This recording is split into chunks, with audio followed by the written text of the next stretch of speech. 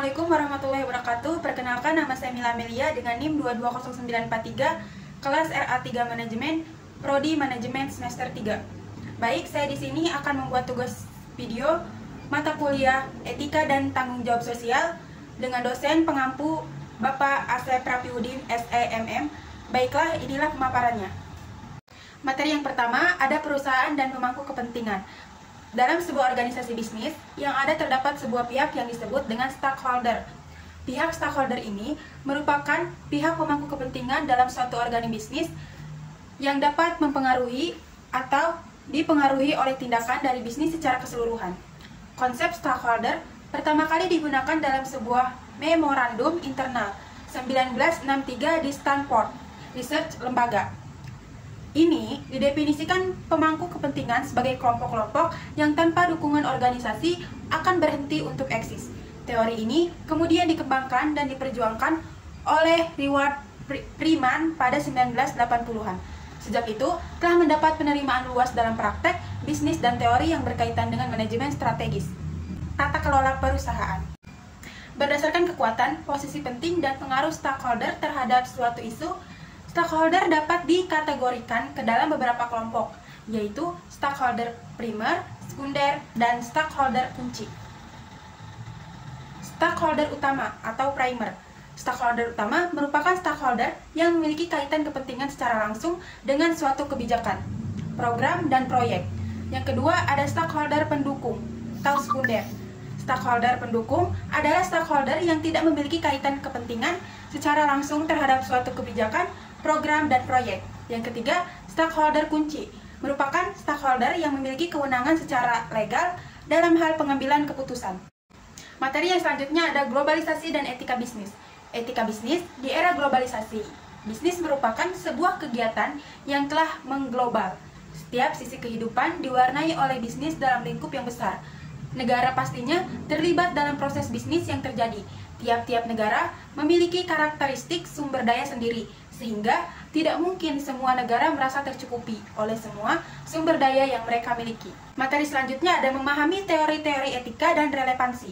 Konsep dan makna etika. Istilah etika ethik berasal dari bahasa Yunani yang berarti perilaku seseorang, adat istiadat, kebiasaan, perasaan batin, watak, serta kecenderungan hati. Untuk melakukan suatu perbuatan, selain itu istilah juga dipahami sebagai kajian tentang tingkah laku manusia, tentang apa itu baik atau buruk, benar atau salah, sengaja atau tidak. Etika menegaskan prinsip-prinsip perilaku yang perlu ditempuh individu agar bersesuaian dengan kebijakan yang diterima. Melalui etika, individu dapat mengontrol seluruh sikap dan perbuatannya agar tidak bertentangan dengan orang lain. Etika sangat dipengaruhi pengalaman pribadian, sosial seseorang, serta tingkat perkembangan psikologinya. Dengan demikian, penerapan prinsip-prinsip etis juga merupakan refleks dari kematangan pribadi seseorang. Yang selanjutnya ada teori relevansi. Teori ini dikenalkan oleh Spamberg dan Wilson. Kerangka utama dari teori ini adalah adanya komponen kognitif dan komunikatif dalam setiap tuturan manusia. Komunikasi selalu dibimbing oleh prinsip relevansi.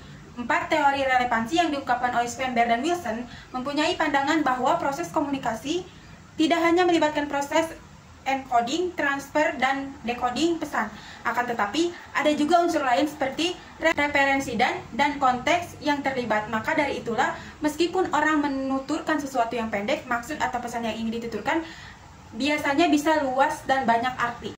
Materi yang selanjutnya ada tanggung jawab sosial perusahaan, audit kinerja sosial. Status perusahaan adalah sebuah badan hukum yang mempunyai hak-hak legal tertentu, sebagaimana yang dimiliki oleh manusia. Misalnya, hak milik pribadi, hak paten, hak atas mereka, dan sebagainya. Selain itu, perusahaan juga mempunyai kewajiban legal untuk menghormati hak legal perusahaan lain. Menurut Di Giorgi, secara khusus membedakan dua macam pandangan mengenai status perusahaan, yaitu legal creator dan legal recondition. Kesenjangan sosial adalah suatu keadaan tidak seimbangan sosial yang ada di masyarakat yang menjadikan suatu perbedaan. Masalah kesenjangan sosial adalah ketidaksesuaian antara unsur-unsur masyarakat yang membahayakan kehidupan kelompok sosial. Menurut Rusmaniah dan kawan-kawan, masalah sosial muncul akibat terjadinya perbedaan antara nilai masyarakat dengan realita yang ada. Kesenjangan sosial juga merupakan distribusi yang tidak merata, ketidakadilan, dan ketidaksetaraan yang dialami oleh individu dan kelompok. Konsep dan manfaat tanggung jawab sosial. Konsep corporate social responsibility melibatkan tanggung jawab kemitraan antara pemerintah, lembaga, sumber daya komunitas, juga komunitas lokal setempat. Kemitraan ini tidaklah bersifat pasif atau statis. Kemitraan ini merupakan tanggung jawab bersama secara sosial antara stakeholder. Manfaat yang didapatkan dari pelaksanaan tanggung jawab sosial perusahaan, baik bagi perusahaan sendiri, bagi masyarakat, pemerintah, dan pemangku kepentingan lainnya. Wibisono 2007, hal 99 diantaranya bagi perusahaan, bagi masyarakat, bagi lingkungan, bagi negara. Materi yang terakhir ada hak dan kewajiban pemilik usaha. Hak dan kewajiban merupakan hal yang melekat dalam setiap individu atau manusia. Hak dan kewajiban merupakan suatu hal yang terikat antara satu dan lainnya, sehingga dalam praktik harus dijalankan secara seimbang. Hak adalah segala sesuatu yang harus didapatkan oleh setiap orang yang telah ada sejak lahir, bahkan sebelum lahir.